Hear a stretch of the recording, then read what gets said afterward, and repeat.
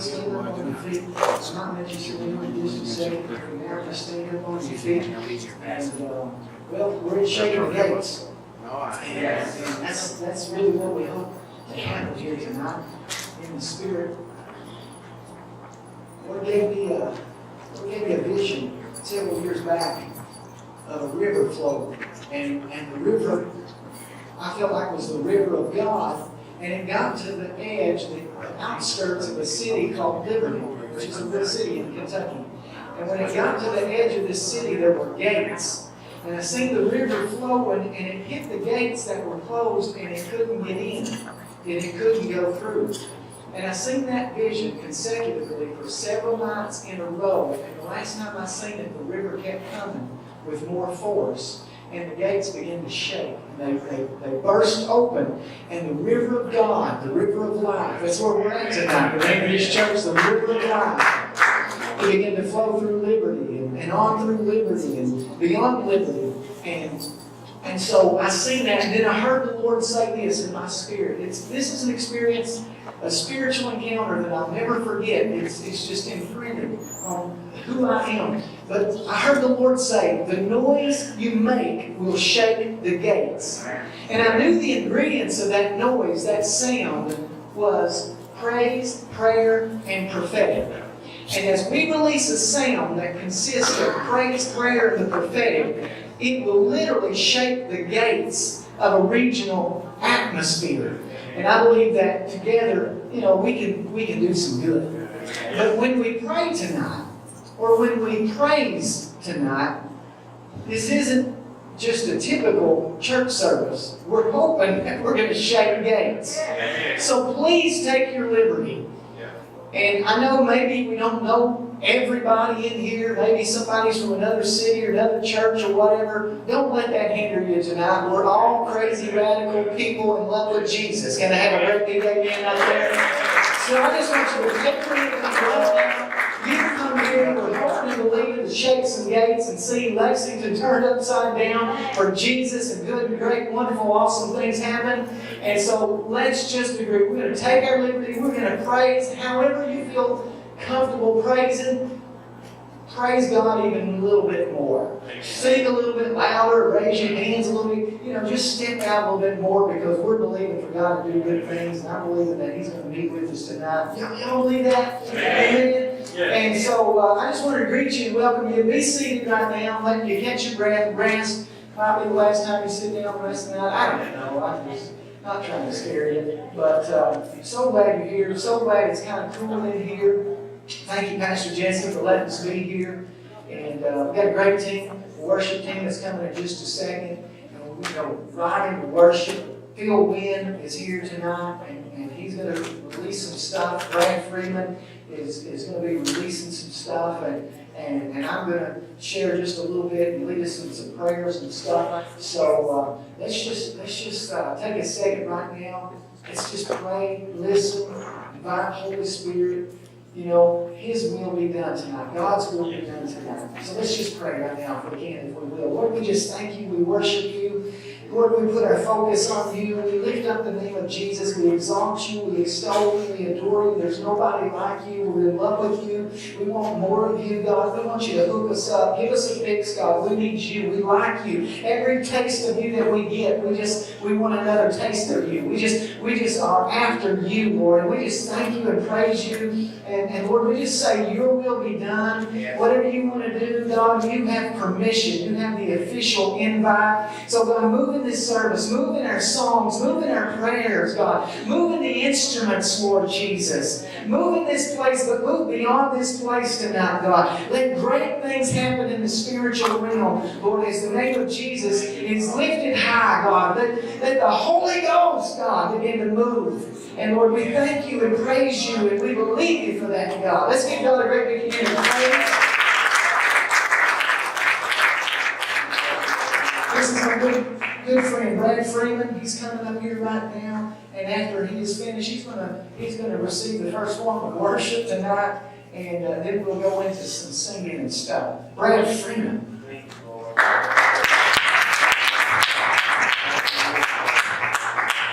Man, I've never started church earlier before. This is awesome. It's 3 minutes to 7. We're living now. You sure you don't want to wait till the latecomers get in here? The latecomers are the big givers. Yeah. Let me share something with you real quick about giving.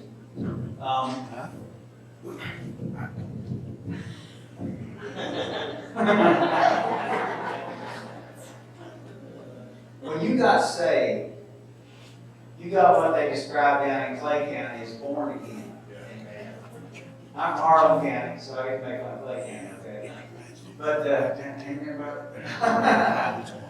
but you got born again. What that means is, Jesus said that which is born of the flesh is the flesh, and that which is born of the spirit is spirit. The part of you that got born again was not your physical body.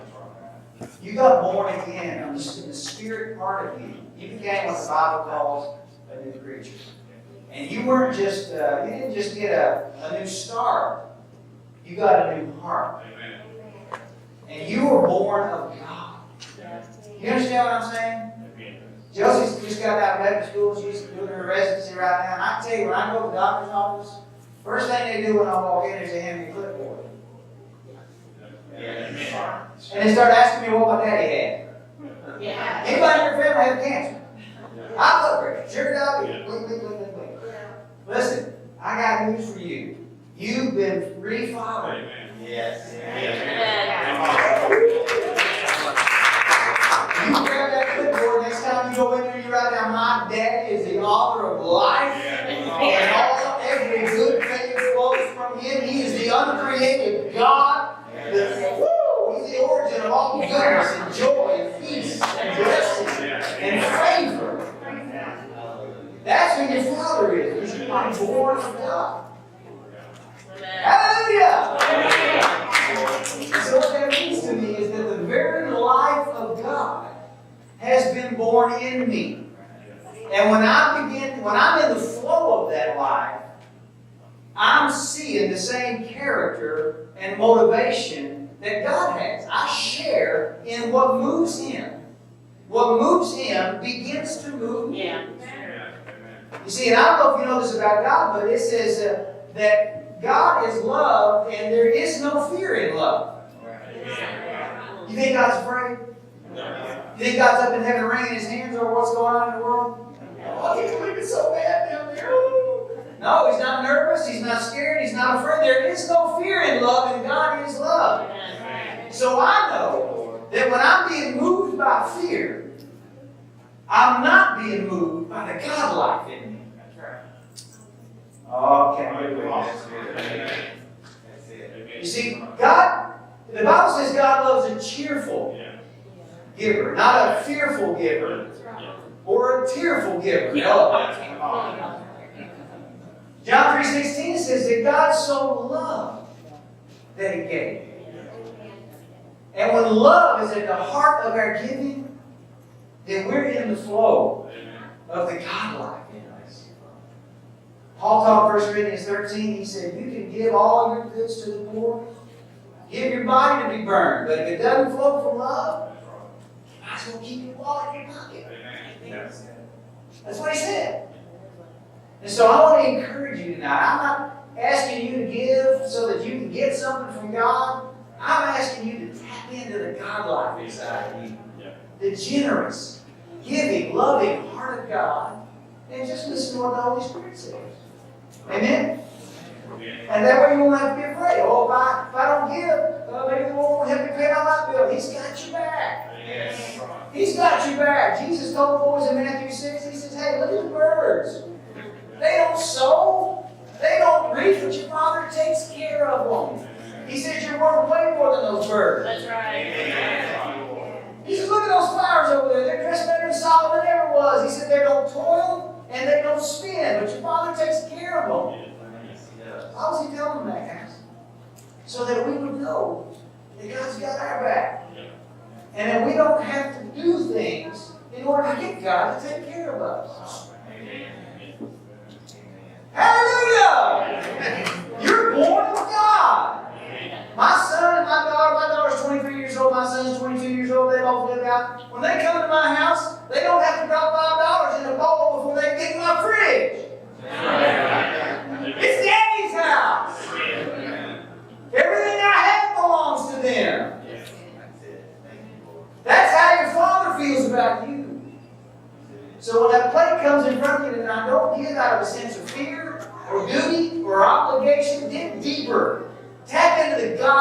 inside of you. And let love be your motivation. Amen? I love Jesse, and I'm so thankful for Jesse to open this church up. He was out, the air conditioner broke down at the church yesterday. You guys know that? Jesse's out here, 92 degrees. The man's had heart surgery out here, 92 degrees, fixing the air conditioner. So you guys can sit in here looking good. No sweat things come out of your neck. So I love that, and I appreciate that. That's the generous heart of God in Jesse. Just saying, hey, listen, I'm going to do this for you. Right? So hallelujah. Let's give. You got to make a check out tonight. Make it out to River of Life Church. And just let's just take a moment and just listen to the heart of God and let the Lord direct you. And please don't give from fear. If you're giving from fear, just put your wallet up. You might as well keep your cash. It's okay. Just keep your cash. That's not how God rolls. He's not scared. And you can't shame God into doing something either. So I ain't going to shame you into doing nothing either, because you're not tapped into the God life when you're moving from shame. You think God's ever ashamed? So I don't try to shame people into doing anything, because I know when they're operating out of shame, they're not operating out of God. Yeah, that's all right. You're not taking this off my time later, right? Is it past 7 o'clock yet? Have we started yet? Yeah. Good. Let's start with an offering. Hallelujah. Are they going to pass buckets? Is somebody going to grab those? Or how are they going to do that, Shane? Yes. Pass those buckets?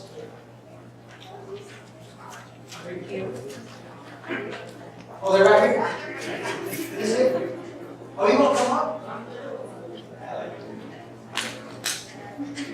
I got to tell this quick story. My brother was sitting in a pew, and one of his buddies was passing an offering plate, and he went over to my brother and went like this. We're not going to do that tonight. That's not what Father does. Hallelujah. Father, we thank you that you moved inside of us, and that we've been born of you, and your very life has been produced in us. We're producing the fruit of your Spirit in us. Love, joy, peace, patience, kindness, meekness, goodness, self-control. Lord, you're producing these things in us. And we thank you for that. We just want to tap into that and get the flow of the Holy Spirit tonight.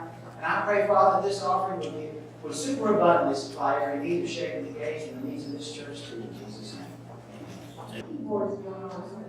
Let's have an auto feature.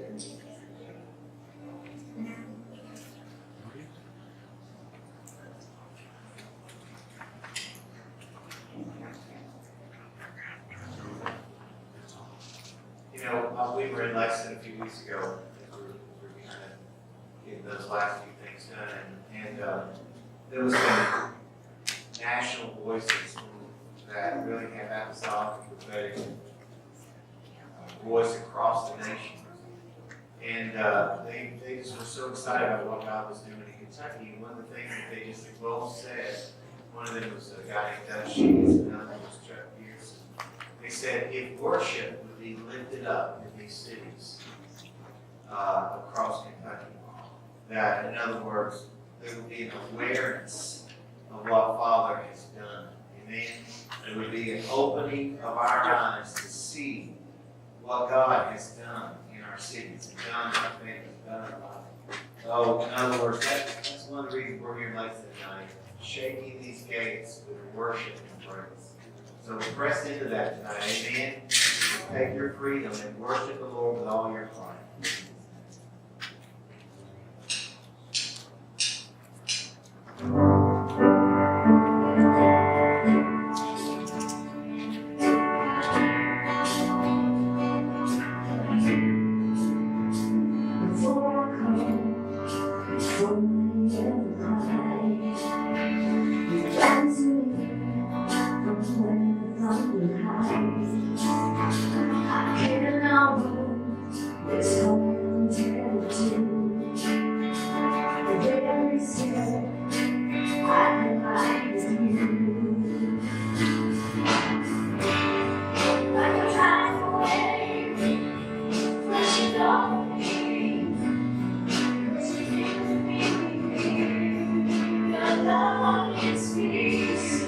Like a hurricane.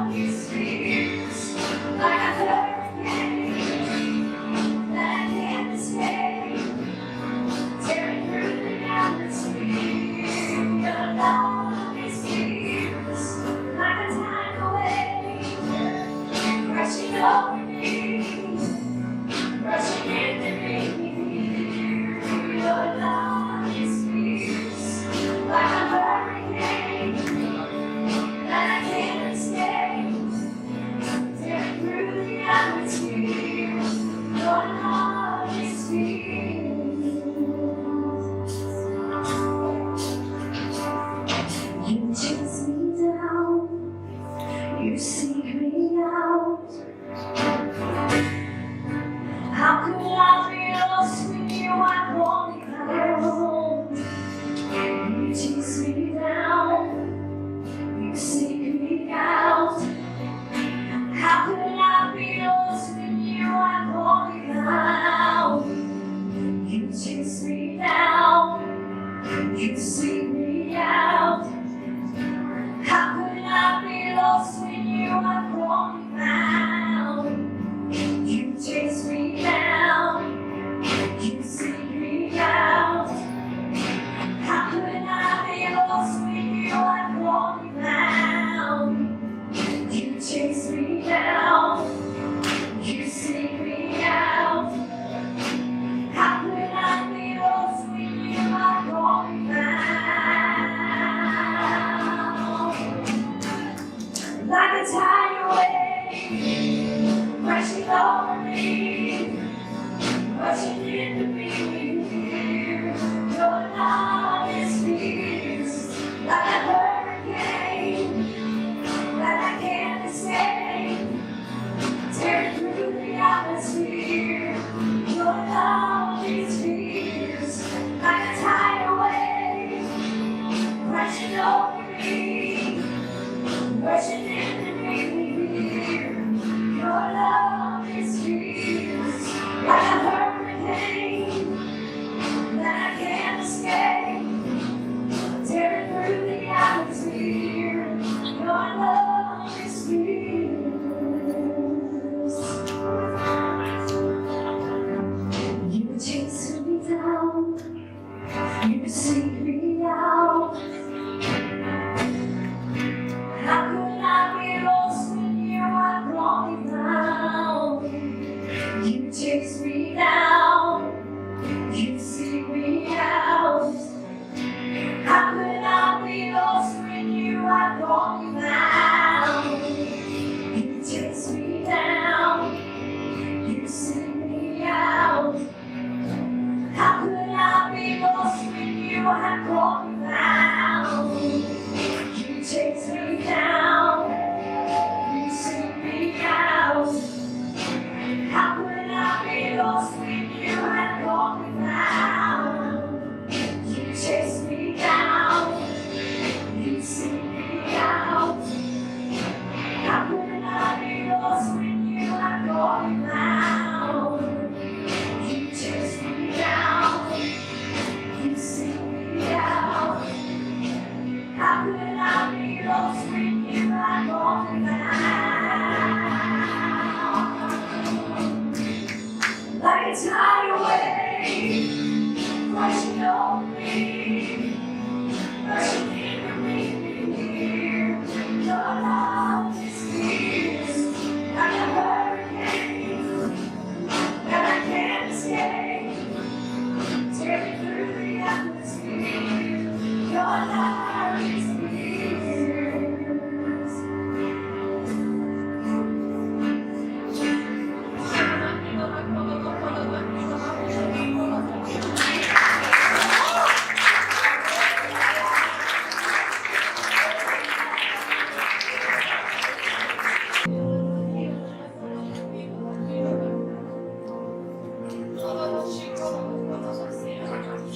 You make my way with a melody. You surround me with a song of deliverance from my enemies. To the one I fear is gone, and I'm no longer a slave to fear. I'm a child of God. I'm no longer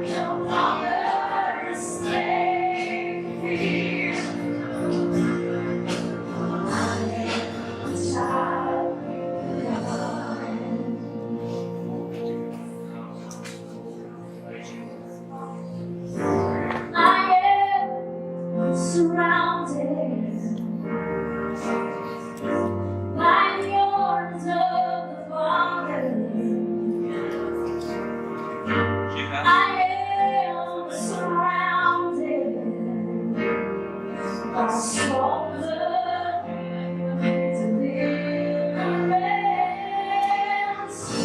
We've been liberated from our longing to where the sons and the daughters let us sing our freedom.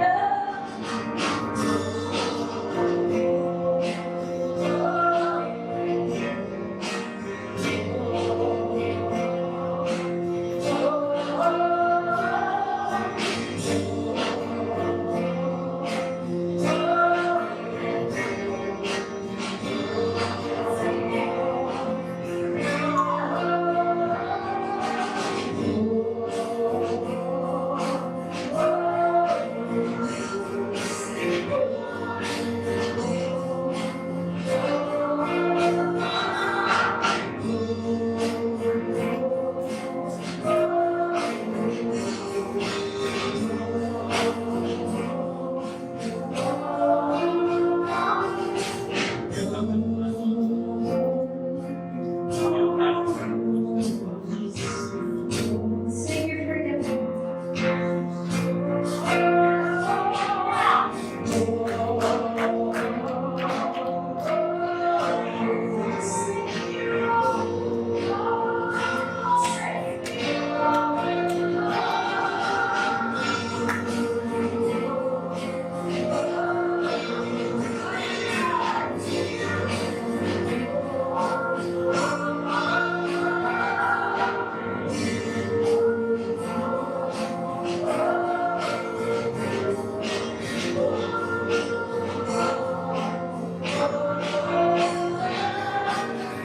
You split the sea so I could walk right through it. My fears are drowning, perfect love.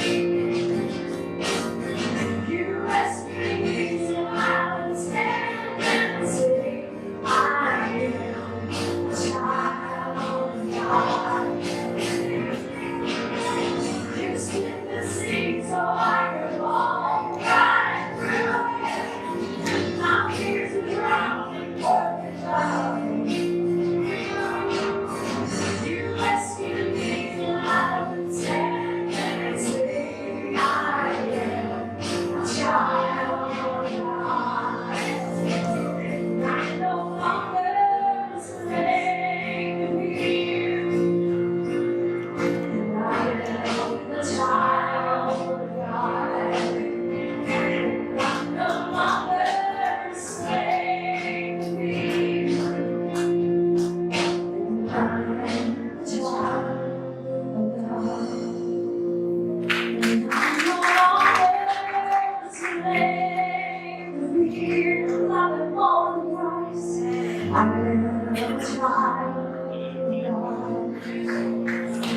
I'm no longer a slave to you. I'm a child of God. I am surrounded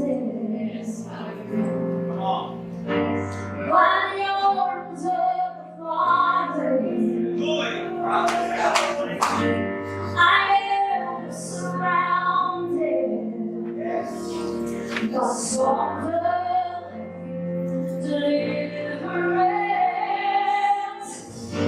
We've been liberated from our we're the son and the daughter.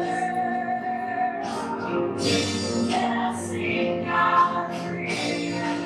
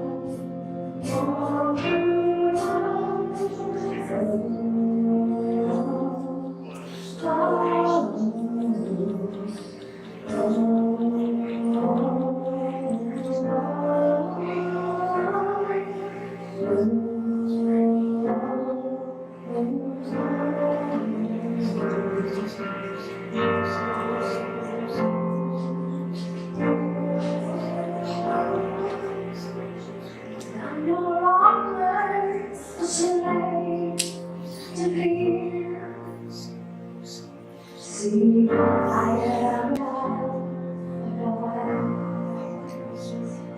because I'm no longer a slave to fear. I'm a child of God.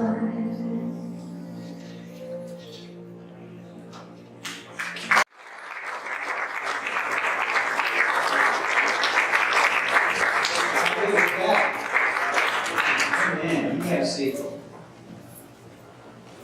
Wow. I heard Josie worship in a while. I got me fired up. Let me enjoy that. Yeah, you latecomers, Alex got up before service and encouraged you to use your phones and go to the Facebook page for Shady Gates Breakthrough and make a post on there, even while we're doing it, live video or pictures.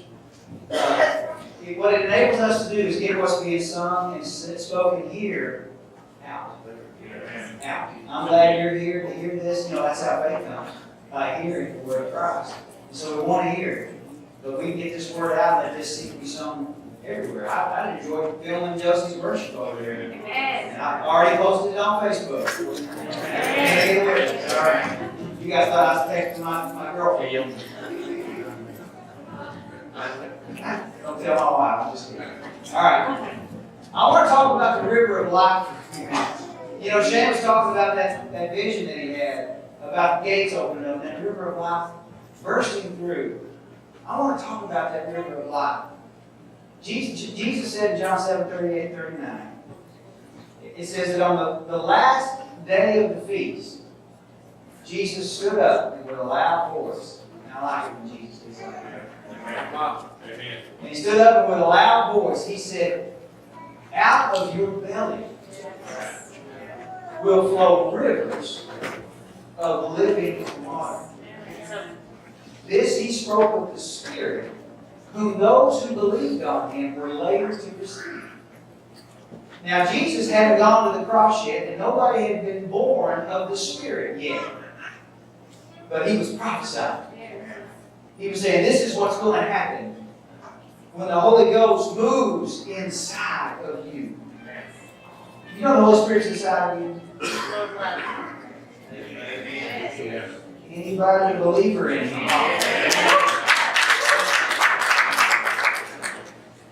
I tell people when they're sick, I just want to remind you, if you're sick, the healer moved inside of you, okay?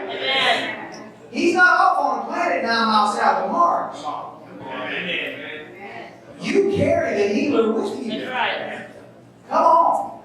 You are no longer a slave. You are a child of God. That's what Paul said in Galatians 4:7. He said, you're no longer a slave, but you're a son.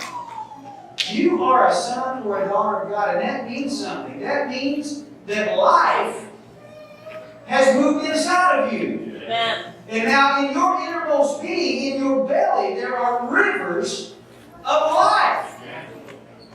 When you got born again, you didn't get God Jr. or God Light. You got God. Amen. All that He is. He didn't move in, leave some of the furniture out in the front yard. He moved inside and made His home in you. Woo! Jesus said in Matthew 5 verse 9, He said, blessed are the peacemakers, Amen. for they shall be called the sons of God. Look at your neighbor and say, I'm a son of God. Look at your neighbor and say, I'm a daughter of God. Say it! Say it! Say it! Hey, listen, you think the gates are up here somewhere. The gates that are keeping that river from coming out are right here. It's a gate that needs to be shaken so you learn how to start slaving. What's inside of you, but you let the river flow. You let the river out. And you let those rivers of life that are inside of you out. We stop waiting for the world to make you feel better.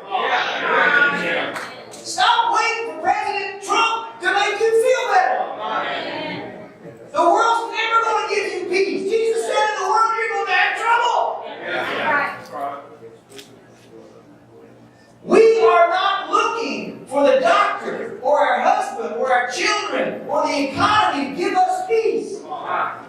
We are the peacemaker. We are carrying Almighty God, the God of peace, who will soon crush Satan under your feet. As he said in Romans 16:20, we carry the God of peace everywhere we go. We are the peacemakers. I'm not looking for the world to supply me with peace. I'm looking to supply the world with peace. The fruit of His Spirit inside of you is love, joy, peace. It's part of what He's growing in you. Glory to God. If you catch a revelation of what you have inside of you, the rivers of life inside of you. I'm telling you, Jesus stood up in the middle of a storm. He was sleeping in the boat in the middle of the storm. Take a little nap. Come on. That's the life that's been born in you. The ability to take a nap when the storms of life blow. Come on. The ability to rest in the middle of a storm. Jesus said in Matthew 11:28, He said, "Come unto me, all you who labor and heavy laden, and I will give you rest." Woo! He's going to give you so much rest you can take a nap. Lay down in the boat and take a nap in the middle of your storm. Come on. Hey. And then when folks around you are scared, the ability to get up and around that boat, open your mouth, and let the peace inside of you come out and take over. Glory to God. Amen. Woo! Jesus went down to Lazarus' house. Martha and Mary were there. Lazarus had been dead for 4 days. Jesus looked at Martha and He said, "I am the resurrection. I am the life." Guess what you are? Come on. You are a son and a daughter of God. And Jesus stood in front of the tomb of Lazarus and He opened His mouth. The gates opened. And life went down into Lazarus' tomb and put the paddles on Lazarus and shouted, "Clear!" Woo. And death had to get out of there. I'm telling you, you are the light of the world. There's no struggle between light and darkness. You flick the light switch on and guess who wins? There's no fight. When resurrection life opens its mouth in front of a man dead 4 days, guess what happens? He comes hopping out of there. Glory to God. Oh, in Acts chapter 16, Paul and Silas had just been whipped and thrown into a filthy Philippian jail. They're sitting in that jailhouse, and at midnight, they opened their mouths. And the freedom inside of them came out and took over. Not the handcuffs, not the shackles off of everyone in the place, opened every prison door. Freedom shook the foundations of the prison. Glory to God. You know why I know it was freedom that when they opened their mouth, that's what came out to the door? Because when the doors came open, they didn't leave. Oh, you don't know. You really don't know what I'm saying. If Phil Wynn and I in that prison, the doors popped open, we've been about 3 miles down the road. Paul and Silas were free before the shackles ever came off. Oh. Their freedom was not a matter of geography. Am I in the jail or am I out of the jail? Right. They were free. And who the Son sets free is free indeed. And you are no longer a slave. You are free. Oh. Right before Jesus said, whom the Son sets free is free indeed, read his John 8. He said, a slave does not abide in the house forever, but a son abides in the house forever. Oh, glory to God. I got good news for you. Your place in the house, looking good. Are you scared? If you're scared, you still got that slave mentality. I might get kicked out of the house. Yeah, he's the master, but guess who the son of the master is? Yeah, he's the king, but guess who the son of the king is? Glory to God. I call him Mama. He's my daddy. Listen, let the river flow. Let the river flow. I don't know what situation you have, what you need some change in. The breakthrough needs to happen by the gates opening up and the river coming out and beginning to minister life and healing and peace everywhere you go. Freedom. Freedom. I just want to encourage you. Have this awareness of who you are. You are the light of the world. After this meeting tonight, when you walk into Chick-fil-A, Dairy Queen, let me know I hit you. The Mexican restaurant, Walmart becomes a better place. The glory of God has moved into Walmart. When I walk through and the automatic doors open, the light of the world walks in. I'm not saying this so that you walk in with arrogance, but I want you to understand that you have the love of God to deliver to people. And when you're standing in the express checkout lane, the love of God is standing in the express checkout lane. And when you open your mouth and tell that little girl that's picking you up and say, boy, your smile really encouraged me today. You're doing a good job. I don't have to get all Holy Ghost spiritual and go, thus saith the Lord God of Israel.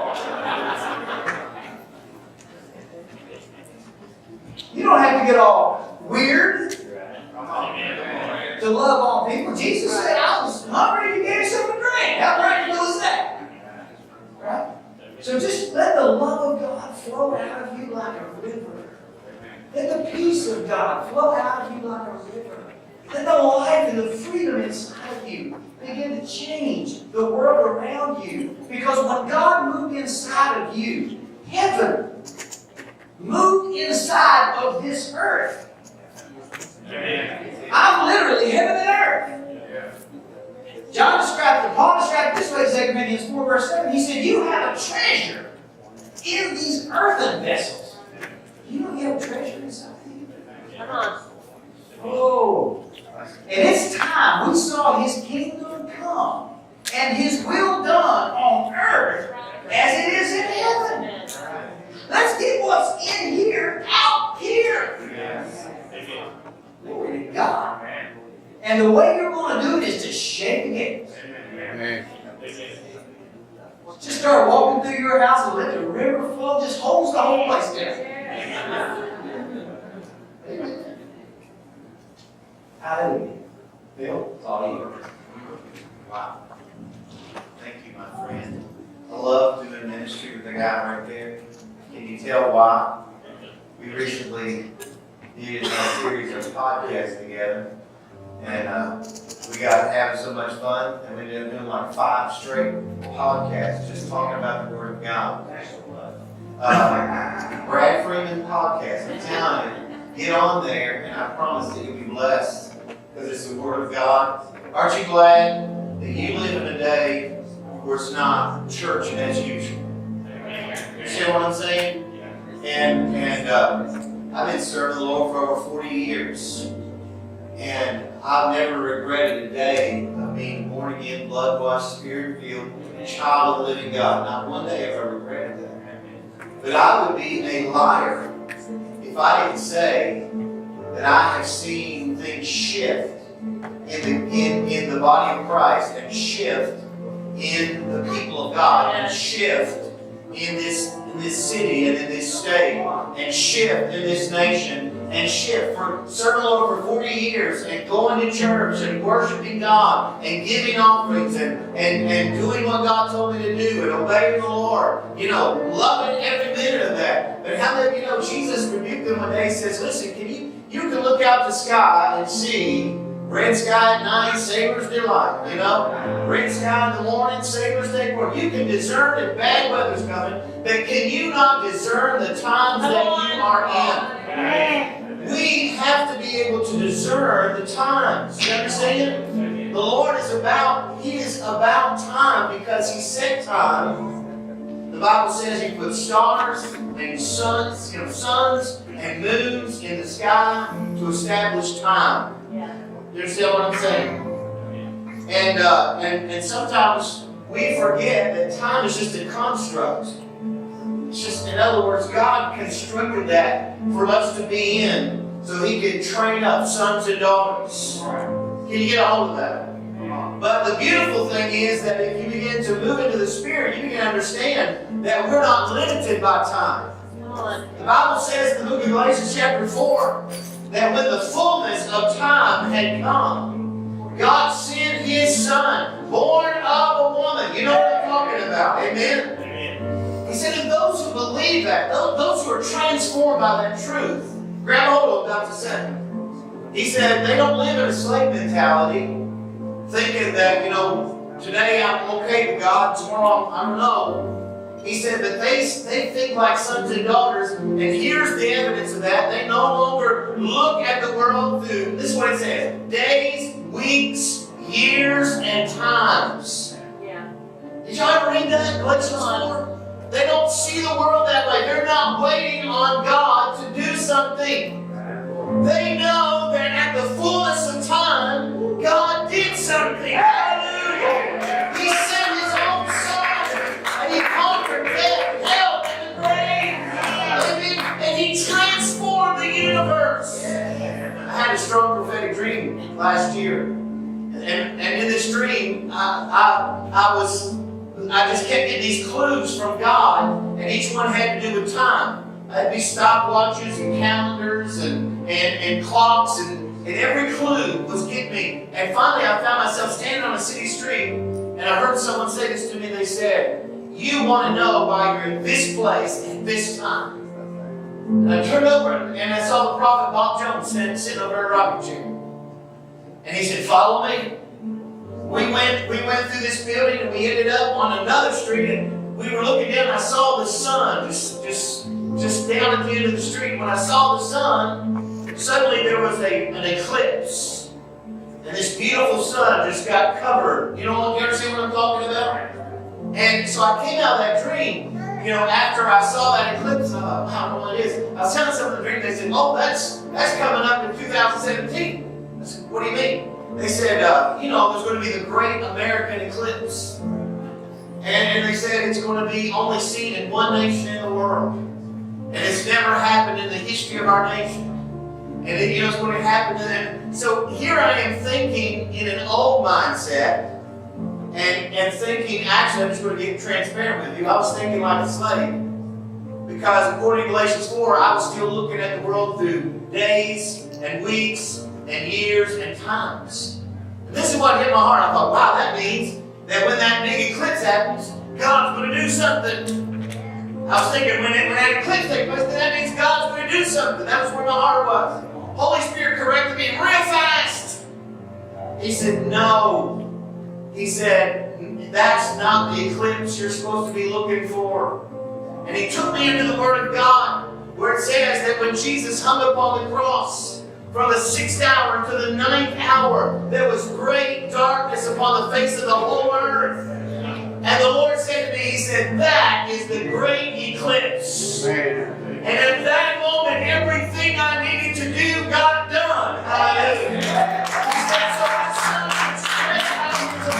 and say, it is finished. Are you hearing me? Yes. How does God transform cities? How does God transform cities? See, we're in a city that I've been praying for 30 years. I used to live in this city.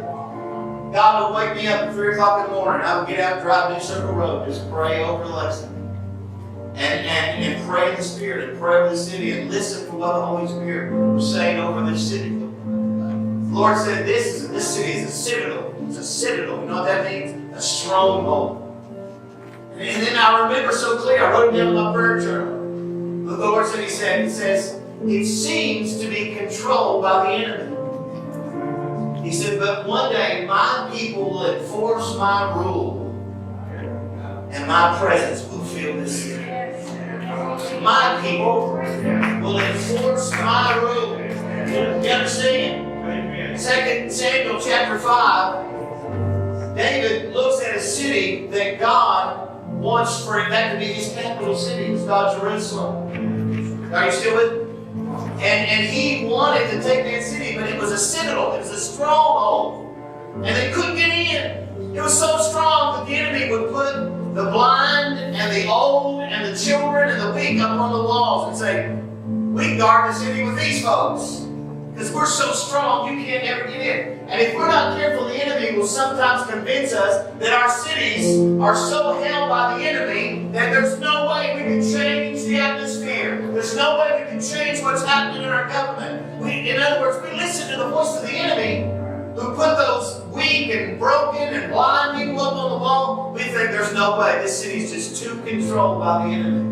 Listen to me. Are you still there? Amen. David said, can somebody find a way into that city? And suddenly, one guy realized that there was an underground river that ran under the city of Jerusalem. And to the underground river was a water shaft, a water spout that went from that underground river up into the city of Jerusalem. And that guy climbed up the water shaft and opened the gates and let David and his men come in. Can I tell you what happened that day? The rule of that city changed. Suddenly, a king named David was in charge of that city. And everything changed once his government was installed in that city. He began to raise up night and day prayer in that city for the next 33 and a half years. The same exact time that Jesus was alive on the earth. And he went up the ark of God and brought it back to Jerusalem. Amen? Hallelujah. Are you hearing me?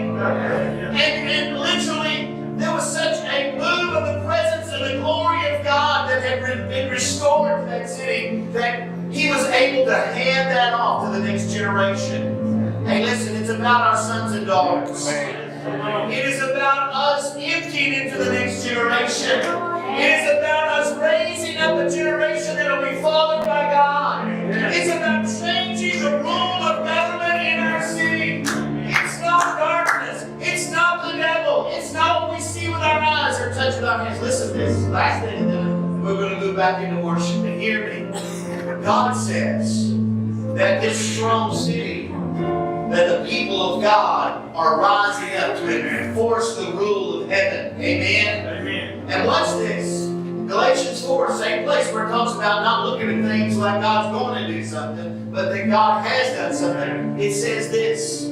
It says, the Jerusalem that is below is like Hagar, the woman that God booted out, the bondwoman. Read it for yourself, Galatians 4. The Jerusalem from below is like Hagar and engenders bondage. He said, but there's a heavenly Jerusalem. Somebody get a hold of this.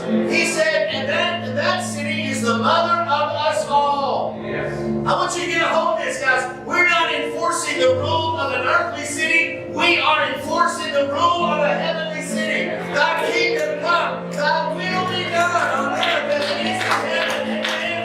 Listen, that city, sickness has no place. Depression has no place. Addiction has no place. Darkness has no place.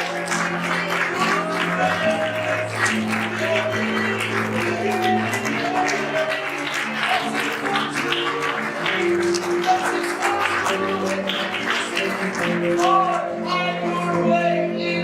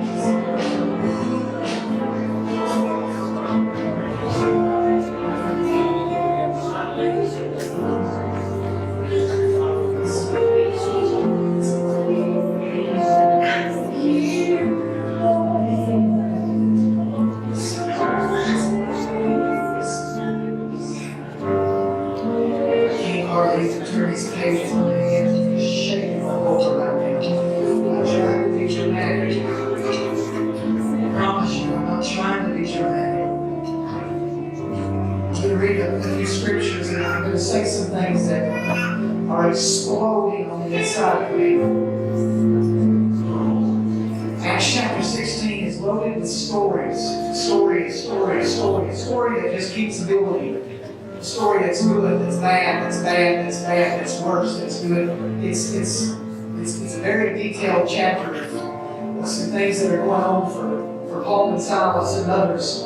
I'm going to jump in the middle, I guess you could call it middle, of the story of things when they really begin to turn bad. Verse 22 of this chapter. It says, the multitude rose up together against them, and the magistrates tore off their clothes. And he commanded them to be beaten with rods. And when they had laid many stripes on them, they threw them into prison, commanding the jailer to keep them securely. Having received such a charge, he put them into the inner prison, and he fastened their feet in the stocks.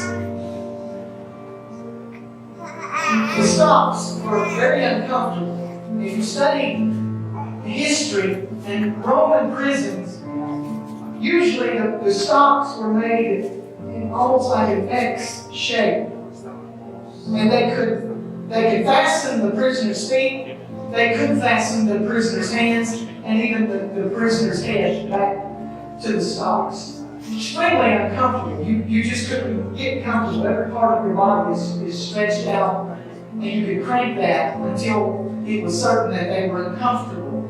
Here, we know the prison guard was so worried about this strong sentence on these characters that he put them in the stocks and he put them in an inner prison. And most of these Roman prisons, you could come in here or you could come in here, and the inner prison would be, as you would come down, it would sort of be in this middle place, so that it would be harder for a person to get out of, and it would be harder for anybody to get into them. So he was really securing them as best he could. Their clothes had already been stripped off of them. They had already been beaten with rods, and we knew the evidence was there were many stripes laid upon them. And their feet, we know for sure that at least their feet were in these stocks. And the Roman prisons, it is said that almost all of them probably stank really bad. There was no ventilation other than the opening and entry where you would come in from whichever side that you did. It was cavern-like, as if you would dig holes in the ground for holding cells or in a hillside. Damp, in a terrible, no comfort or luxury, like, you have a little bit of comfort and luxury in some of today's jail cells and prisons in comparison to what they had. It was a terrible situation. So that is their terrible situation. And when I first came into preparations for this night, this meeting, the Lord dropped this Acts 16 in my heart, and I really began to feel the need for individuals to get breakthrough. And I really began to feel the need for individuals who felt like they'd been beaten up by life. Individuals who felt like they were in a stuck place. And individuals that had been stripped and robbed of something. And they're in a bad spot. Have you ever been in a bad spot? You don't have to wait if you don't want to. Maybe you're in a bad spot right now. But they were in a bad spot. They'd been beaten up. And they were stuck. But at midnight, the story changes right here. But at midnight, the story changes right here. J.C. Acosta, the pastor of this great church, he asked the Lord, why did that, and some good things, why did that happen at midnight? Why are we told what time it was? And he felt like the Holy Ghost gave him the answer real quick. Because that is the moment that the date changes. Amen. That is the moment where yesterday shrinks back and a new day steps up. That's the moment. So at midnight, Paul and Silas were praying and singing hymns to God, and the prisoners were listening. Listen, this was not a typical church service. They were praising God and singing hymns and prayers were being made. No, you have to read the verses before that. They had been beaten. They had had their clothes stripped off. They were in a terrible jail cell. They were uncomfortable. But in that position, and in that moment, they sang hymns, they prayed prayers. And then at midnight, with people listening to them, read the rest.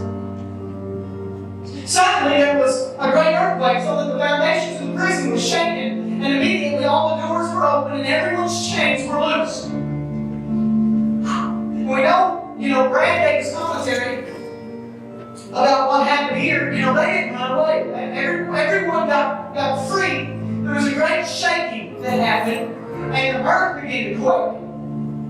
People got free. They didn't run away. The prison guard came in, and they had to stop him from killing himself because he thought it would be even worse once, his superiors got hold of him. And they ministered to the prison guard, and his house gets saved. And then the prison guard comes in and gives them this news. And when it was day, verse 35, the magistrate sent the officers saying, "Let those men go." This is breakthrough. This is breakthrough. After everything they had been, spent time in prison, been beaten up, been stripped of things that were theirs, and been taken away, and been in a really bad spot, really rough. God brought a shaking and brought them out, and He gave a declaration. He made their sentences, and they were free men. Let those men go. The king of the prison reported these words of Saul, saying to magistrates and said, "Let you go now, therefore, depart and go in peace." Thinking, listen, we let you go. Just get them out of here. Paul and Silas said, "No, we're having none of that." They made a big spectacle of us, and they beat us in public. They took our clothes off in public, and now they want us to go in private. Right. We're not having any of it. If they're going to do us wrong in public, they're going to do us right in public. They wanted a real breakthrough. They wanted a real turnaround.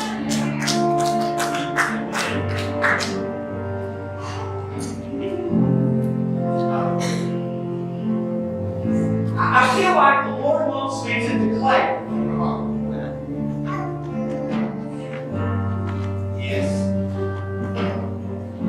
To behold, the kingdom of God has come. The kingdom of God has come to Lexington. Amen. Amen. I have to announce it. Shaking the gates is not just about a breakthrough. I first seen it as things of God trying to get in. And the gates were thinking they would keep out the things of God from getting in. But the breakthrough is not just about keeping things from getting in. It's also the enemy wants to keep things from getting out. And the enemy, that's one of the things that Brad touched on. The real shaking of the gates needs to happen right here. Because if there is a river, if there is a stream, if there is a creek that flows, we know that man has been able to dam up just about any flow of water that there is. And we, as individuals, can oftentimes ourselves or we let the enemy dam up the things of God. If you're a believer, Jesus said, if you believe on me, then out of your belly will flow rivers of living water. If you believe, what happens is all that stuff, all that glory, all the fullness of God, it gets balled up in here, and the enemy will cause things, condemnation, fear, whatever. He will cause things, and we come in agreement with them that we want and we can't get them out.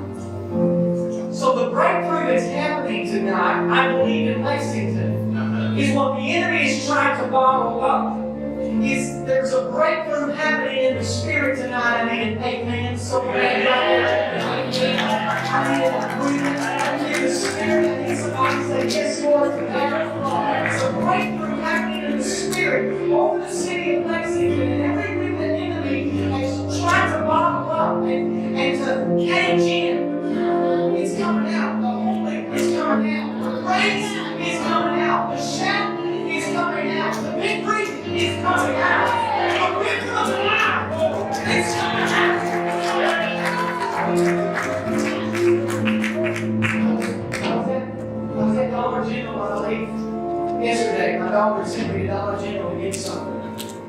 while I was there, I picked up some RC Cola.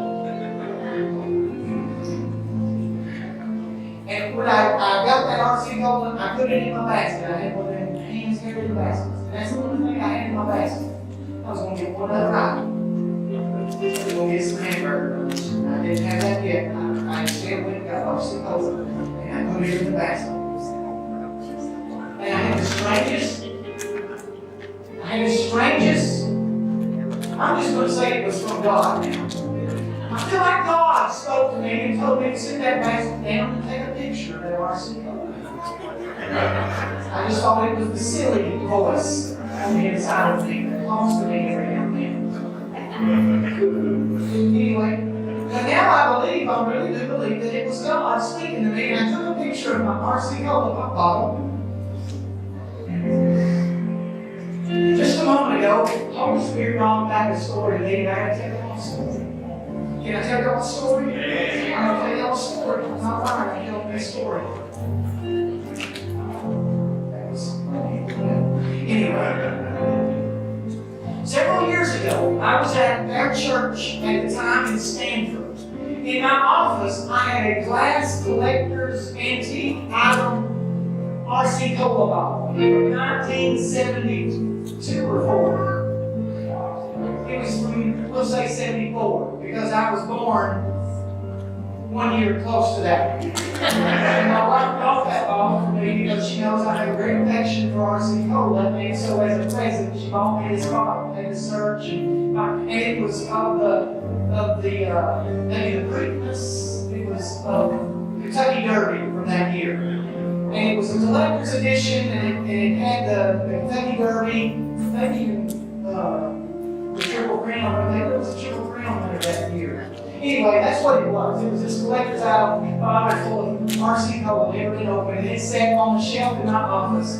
And I'm trying to keep it secure in a corner on the shelf where it had, protection where it wouldn't be knocked off, because kids would sometimes run into my office and slam open the door and it would hit and knock and stuff would fall off. And at least that was my fear. I didn't know anything that happened to that RC bottle.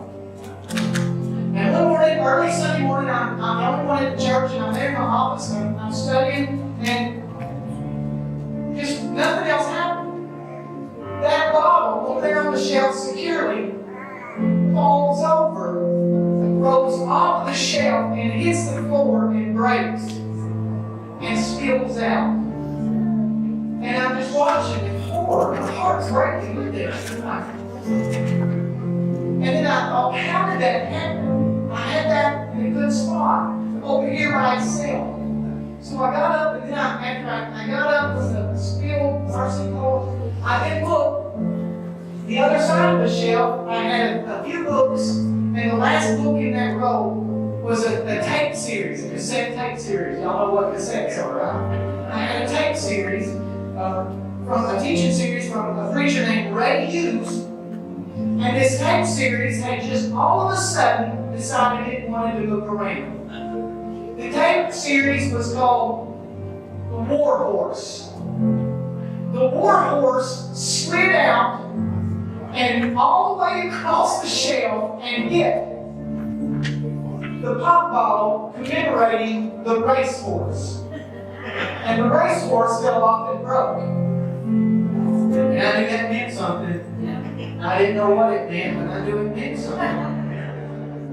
That was, I don't know how many years ago that was, probably a good 10 years ago maybe. And in the last Shaking the Gates we had, a couple, 2, 3, 4 years ago, was in Columbia, Kentucky, and a guy came in, and he gave me an RC bottle. This one was empty. And he gave me an RC bottle, and it was from the exact same year, the exact same riding commemoration of this racehorse from that year. He gave me that, and I just looked at it, all big eyed, and feeling a prophetic something or other, because I knew it meant something. I didn't know what it meant, but I knew it meant something. So I had that RC Cola bottle. That's it.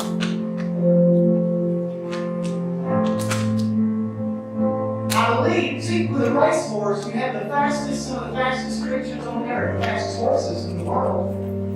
And They take these fast trained horses and they put them on a track and they run in a circle. And they never get anywhere. And they just run in a circle. And they run in a circle.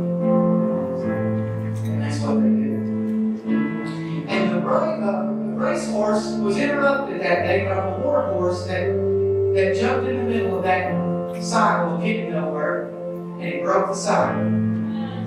The war horse broke through that, and everything that had been bottled up just was able to flow free. And I always begin to come to me, and I know it sounds crazy, but it ain't crazy to me. I told you I got up here and I was shaking my belief. I feel like, and that was sent a word, and this thing the Lord speaking to me to declare the kingdom has come for such a time as this. I believe this is a right now time, and I believe that God is releasing an anointing. This is the time. And see, here's the thing about time, what King was talking about. I was in a revival years ago, and I was sitting over here somewhere, and it was almost like there was a voice right over top of me that spoke down to me. It's like a voice was right here. My head was right here, and it was like somebody was hovering over me and spoke down to me. I even looked up, and I heard these words loud and clear. The things of God are voice activated. The things of God are voice activated. It's been a revelation for me. Remember when Jesus was teaching us how to pray? He gave us that model of prayer. One of the things that he said when he was teaching us to pray, he said for us to say or to pray, say, my will be done. So the will of God is done, is accomplished as we voice activate it. As we speak it forth, as we pray it and declare it and decree it. I'm not going to take names from it. We speak the thing. And so the Lord needs us to pray His will so that it will be done. He's already accomplished it. The victory is already won. He needs us to come in agreement with it and release it in word.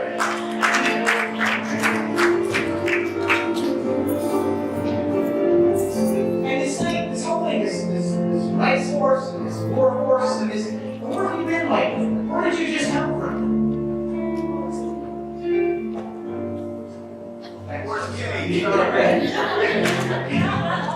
I'll give him a second. You just came from Horse Cave. Horse Cave, Kentucky. And it's always been talking to me for the last few days. Horse Cave, Horse Cave. We have one Horse Cave. Some Horse Cave, Horse Cave. Let's talk about it. For days, there's something started about Horse Cave. So he just comes from Horse Cave. And he even asked somebody while he was there. Wonder why they call this place Horse Cave. He said there was a cave, and the soldiers in war stored their horses inside there. So they were in essence war horses. And you're carrying something from Horse Cave where the war horses were waiting.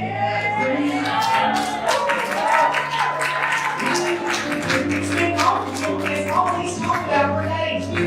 Horse Cave, I've been in Horse Cave, I've been in the Horse Cave, Horse Cave, Horse Cave, Horse Cave. The war horse comes to the city of the racehorse, and he says, you know, I used to get out here on the circle and pray. Listen, there's breakthrough coming to the circle. Up and down, up and down, up and down, round and round, everywhere. It's breakthrough time. The kingdom of God is coming to right here. It's time for the victory. It's time for the anointing to flow out of this city. Can you think? If you would please thank you all. I wish I could, and maybe I can in a way, I wish I could, for one, make sense of everything I just said. Sometimes those prophetic thoughts are like, I pray that goodness gracious sakes alive. I pray to God that you would sort of capture what I believe He's trying to give. It's a moment of victory, it's a moment of breakthrough. And the heavenly liquid is ready to flow. And everything the enemy is trying to stop and dam up it's about to be released. And that happens from individual breakthroughs as much as it does from churches. See, churches that have had resistance and had warfare, and churches that, it's one thing right after another. This is one. Here, we're getting ready to have and host a special event, a spiritual event. We're going to host it. And the heat of the outside temperature is so high that your AC unit goes out. It's just like one thing after another. It's everybody that can identify with it. It's just like one thing after another. I believe that God is bigger than all this stuff. And I believe there's anointing and power. As I begin to feel that, one last thing is I begin to feel that this need for breakthroughs, for churches, for cities, but even for individuals. I even asked God about that. I said, what is this individual breakthrough? For people that feel like they've been stricken with something, they've lost something in their thirds, or they've been through a hard time, they've been beaten up, they're in a stuck place, they just hopeless. That's what the inner seal was. It was hopeless. There's no way of getting in here now. There's no way. It's hopeless. And for all those people, asking God, shaking the gates is more about a regional thing. It's about this city, this area. So I asked God, why individual breakthrough? And this is what the Lord asked me back. How important was it for Moses to get a breakthrough? On the backside of the wilderness, how important was it for Moses to get a breakthrough? Well, he got a breakthrough, and eventually,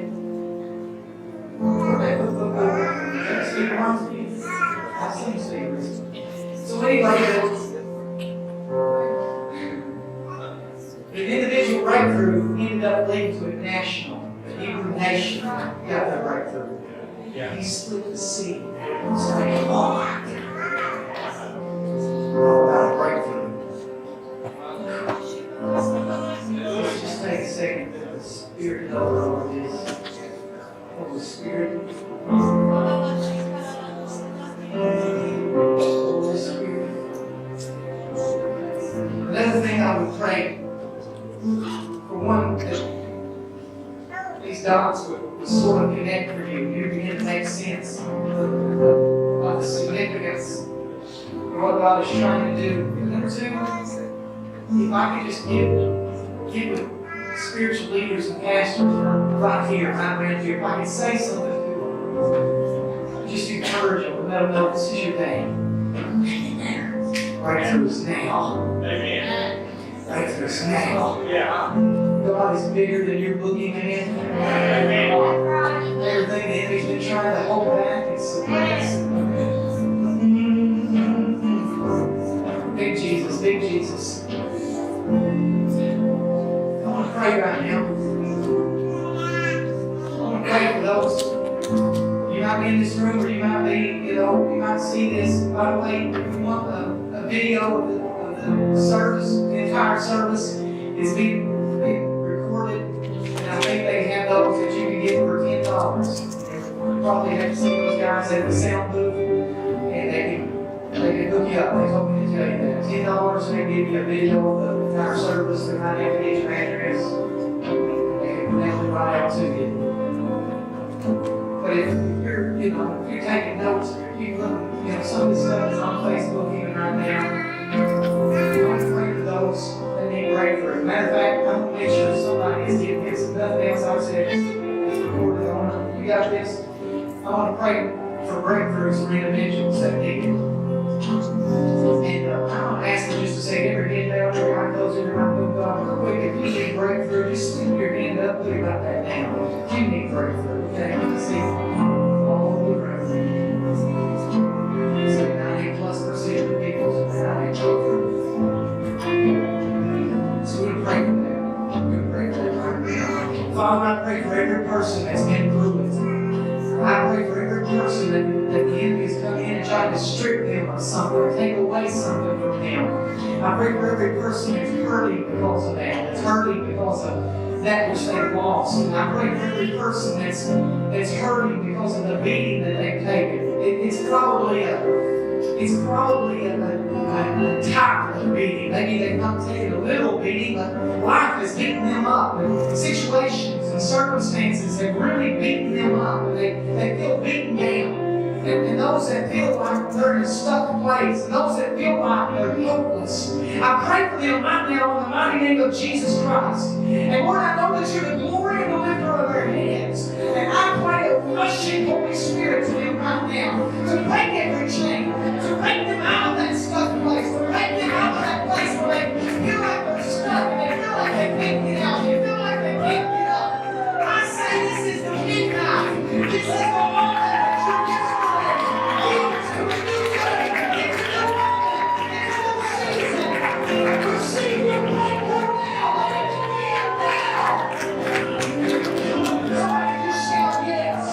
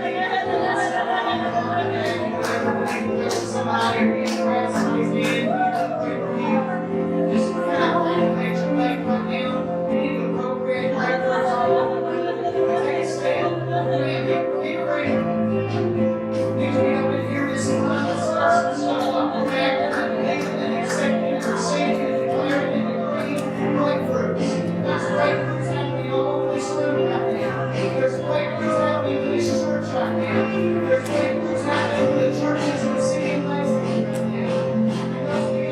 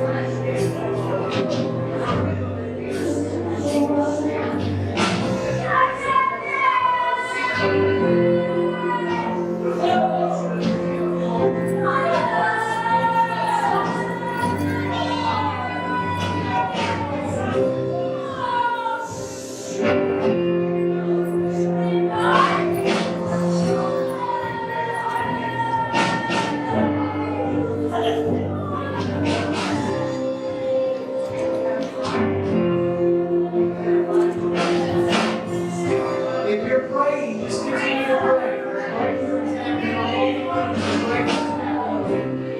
So just continue to pray.